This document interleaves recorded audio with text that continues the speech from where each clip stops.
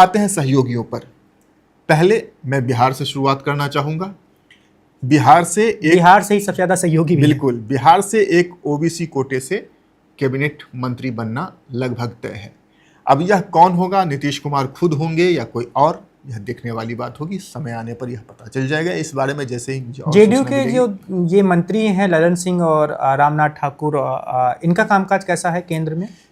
ललन सिंह का परफॉर्मेंस तो अच्छा समझा जाता है। ललन सिंह हमेशा डिलीवर करने वाले नेता रहे हैं, चाहे वो संगठन हो चाहे वो सरकार हो। वो फ्रंट फुट पर खेलने वाले व्यक्ति में से हैं। इनफैक्ट जब वो बिहार के मंत्री हुआ करते थे तब वैसे भी नीतीश के सबसे भरोसेमंद, सबसे करीबी मंत्री थे और उनके कामकाज की सबसे ज़्यादा प्रशंसा की जाती थी। पंचायती राज्य के मंत्री रह चुके हैं और त्रिस्तरीय पंचायत व्यवस्था बनाने में उनका बहुत महत्वपूर्ण योगदान रहा था।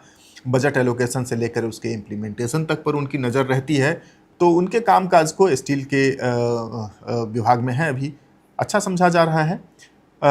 रामनाथ ठाकुर ईबीसी समुदाय से आते हैं और बिहार के जो भूतपूर्व मुख्यमंत्री कर्पूरी ठाकुर, भारत रत्न कर्पूरी ठाकुर उनके सुपुत्र हैं।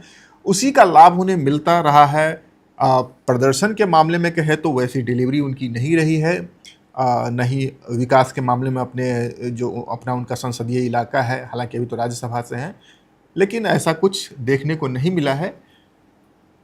लेकिन वो बने रहेंगे, मंत्रालय में बने रहेंगे, अनलेस कि जनता दल यूनाइटेड किसी नए नाम को उनके सब्स्टिट्यूट के तौर पर प्रस्तावित नहीं करती है। तो क्योंकि भारतीय जनता पार्टी और तो सब कुछ ठीक है, लेकिन मंत्रालय का निर्णय या जिसमें सहयोगी दलों की भूमिका होती है उनको पर्याप्त जगह देती है। तो ये कोई भी फैसला होगा तो जनता दल यूनाइटेड के सहमति से होगा। क्यों, इससे पहले जब आरसीपी सिंह जनता दल यूनाइटेड कोटे से मंत्री बने थे तो भारतीय जनता पार्टी, खासकर प्रधानमंत्री मोदी पर और अमित शाह पर जनता दल यूनाइटेड के अधिकार को दरकिनार करने की बातें आई थी, उसके आरोप लगे थे। तो वो तो है, लेकिन एक कैबिनेट मंत्री, इस बात की बहुत संभावना है, बहुत लंबे दिनों से यह मांग है और खासकर जब बिहार में सत्ता का हस्तांतरण हो गया है तब इस मांग ने और जोर पकड़ा है कि एक कैबिनेट मिनिस्टर जेडीयू के कोटे में और होना चाहिए और वह कैबिनेट मिनिस्टर इस बार ओबीसी कोटे से होगा। अब यह कौन होगा, यह देखने वाली बात हो सकती है। लेकिन केशव जी, ऐसी मांग तो फिर टीडीपी भी कर सकती है, उसके तो 16 सांसद हैं। टीडीपी की भी मांग है। टीडीपी ने तो अप्रत्यक्ष तौर पर एक अल्टीमेटम भी दे दिया है। हालांकि मैं आपको बता दूं कि इस वक्त भारतीय जनता पार्टी और तेलुगु देशम पार्टी के रिश्ते बहुत अच्छे नहीं चल रहे हैं और कहा तो यह भी जा रहा है कि भारतीय जनता पार्टी के इशारे पर आंध्र प्रदेश सरकार के जो दूसरे साझेदार हैं, पावर स्टार पवन कल्याण, वो इस वक्त चंद्रबाबू नायडू की सरकार में वैसी भूमिका नहीं निभा रहे हैं, सरकार को कोऑपरेट नहीं कर रहे हैं।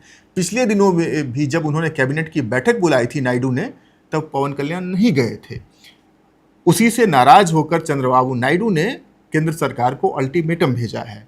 लेकिन सब दिन होत न एक समान। एक वक्त था जब सत्ता की चाबी लग रहा था नीतीश कुमार और चंद्रबाबू नायडू के पास है, वह वक्त अब बदल चुका है। भारतीय जनता पार्टी ने रातों रात तृणमूल के 20 सांसद अक्वायर करके नए सहयोगी तैयार कर लिए हैं। तो अब वैशाखी का भार बट गया है, वह केवल चंद्रबाबू नायडू के कंधों पर टिकी सरकार अब नहीं रही है। तो केंद्र सरकार भी अपना समय ले रही है। अब खतरा चंद्रबाबू नायडू की आंध्र सरकार पर है। अगर पवन कल्याण समर्थन वापस लेते हैं तो ये कैसे वहाँ पर मेजॉरिटी प्रूव कर पाएंगे, और अगर मेजॉरिटी नहीं प्रूव करेंगे तो क्या सरकार गिर जाएगी और वहाँ पर राष्ट्रपति शासन होता है तो किसका शासन होगा, यह बताने की आवश्यकता तो नहीं है। तो चंद्रबाबू नायडू इस वक्त बहुत ज़्यादा बार्गेनिंग पोजीशन में नहीं है, लेकिन उन्होंने भी अपनी मांग आगे रख दी है। उन्हें भी एक और मंत्रालय चाहिए और हो सकता है कि चंद्रबाबू नायडू के बेटे को भी मंत्रालय में जगह मिल जाए।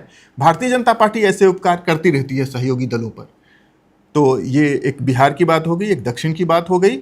अब चलते हैं उत्तर प्रदेश में, जो इस देश का सबसे बड़ा सूबा भी है, बिल्कुल, और चुनावी राज्य भी है।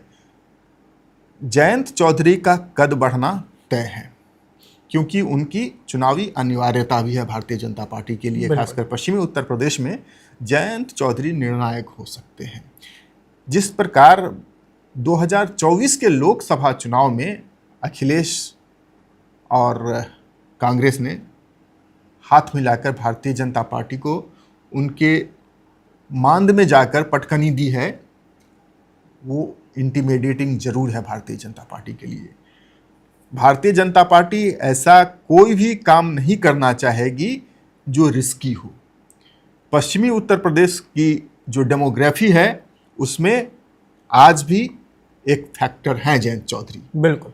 और इस फैक्टर को भारतीय जनता पार्टी ने 2024 के लोकसभा चुनाव में अच्छी तरह से आजमाया है। आप ये सोचिए कि अगर जयंत चौधरी बीजेपी के पाले में नहीं होते तो क्या यह जो संख्या दिख रही है 240 की, यह संभव और थी? भी बुरा हाल हो सकता था। यह बीजेपी भी जानती है और जयंत भी जानते हैं। तो चौधरी साहब का कद बढ़ना तय है।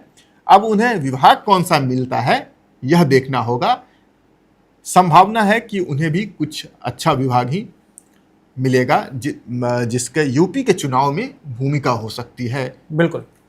महाराष्ट्र पर भी चर्चा कर लेते हैं। यूपी के बाद 48 लोकसभा सीटों के साथ और दूसरा सबसे बड़ा राज्य है लोकसभा की सीटों की बात करें तो शिंदे की पार्टी के नेता और कल्याण लोकसभा सीट से सांसद हैं श्रीकांत शिंदे, वो शिंदे के बेटे भी हैं। क्या उन्हें केंद्रीय मंत्री बनाया सकता है? एकनाथ शिंदे 2024 से ही पैडलिंग कर रहे हैं श्रीकांत शिंदे को मंत्रालय में शामिल कराने को लेकर के, लेकिन मैं बहुत कैटेगरिकली बोल रहा हूं। इस वक्त भारतीय जनता पार्टी के जो तमाम राज्यों में मुख्यमंत्री हैं, आपको कौन सबसे कद्दावर मुख्यमंत्री लगता है? सबसे कद्दावर मुख्यमंत्री भारतीय जनता पार्टी के मुख्यमंत्रियों की लिस्ट बनेगी। आप योगी को छोड़ दें, हिमंता को छोड़ दें। कद्दावर मैं इस सेंस में कह रहा हूं जिसकी पकड़ संघ पे है, बिल्कुल, तो वो है देवेंद्र फडणवीस। और जब तक देवेंद्र फडणवीस नहीं चाहेंगे तब तक श्रीकांत शिंदे मंत्री नहीं बनेंगे। पिछले कुछ दिनों से एकनाथ शिंदे और देवेंद्र फडणवीस के बीच अच्छी केमिस्ट्री नहीं है, ऐसा बताया जा रहा है। जब तक ये केमिस्ट्री सही नहीं होगी तब तक एकनाथ शिंदे के पुत्र श्रीकांत शिंदे की एंट्री मोदी कैबिनेट में थोड़ा संदिग्ध तो जरूर है। हो सकता है कि अब केमिस्ट्री ठीक हो गई हो तो इनको एंट्री मिल जाएगी, लेकिन अगर एकनाथ शिंदे के बेटे को जगह ना भी मिले तो शिवसेना शिंदे कोटे से 2 कैबिनेट मंत्री की डिमांड की जा रही है। अब देखना है किसे मिलता है।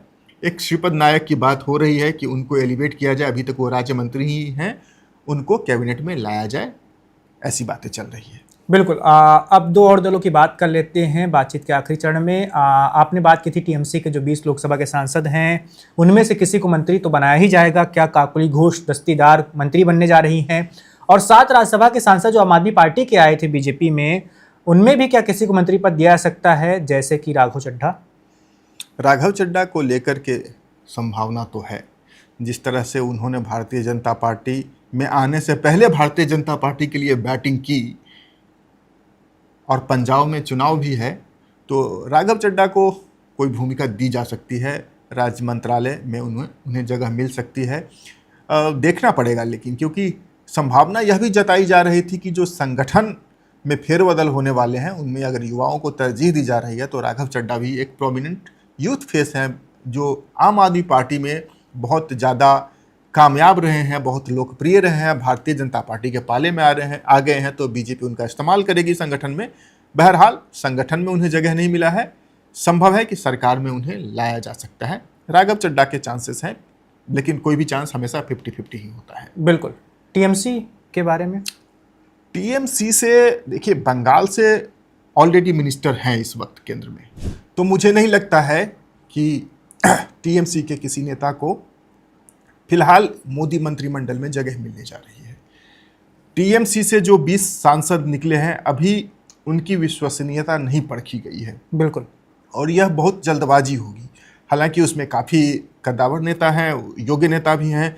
किसी को मंत्री बनाना तो प्रधानमंत्री का विशेषाधिकार है, ऐसी कोई योग्यता निर्धारित नहीं है, लेकिन संभव है कि काकुली घोष दस्तीदार या फिर मुझे तो लगता है सायोनी घोष को भी मंत्रालय में लाया जा सकता है। युवा चेहरा है। बिल्कुल, हाँ, युवा चेहरा है और जो उनकी वाचन शैली है, एक इम्प्रेसिव पर्सनालिटी हैं और पिछले कुछ दिनों से प्रधानमंत्री मोदी के साथ उनकी जिस तरह की ट्यूनिंग देखी जा रही है, कई सारे कयासों को बल मिलता है। लेकिन मुझे लगता है कि फिलहाल इस मंत्रिमंडल विस्तार में पश्चिम बंगाल से शायद किसी नए चेहरे को जगह ना मिले।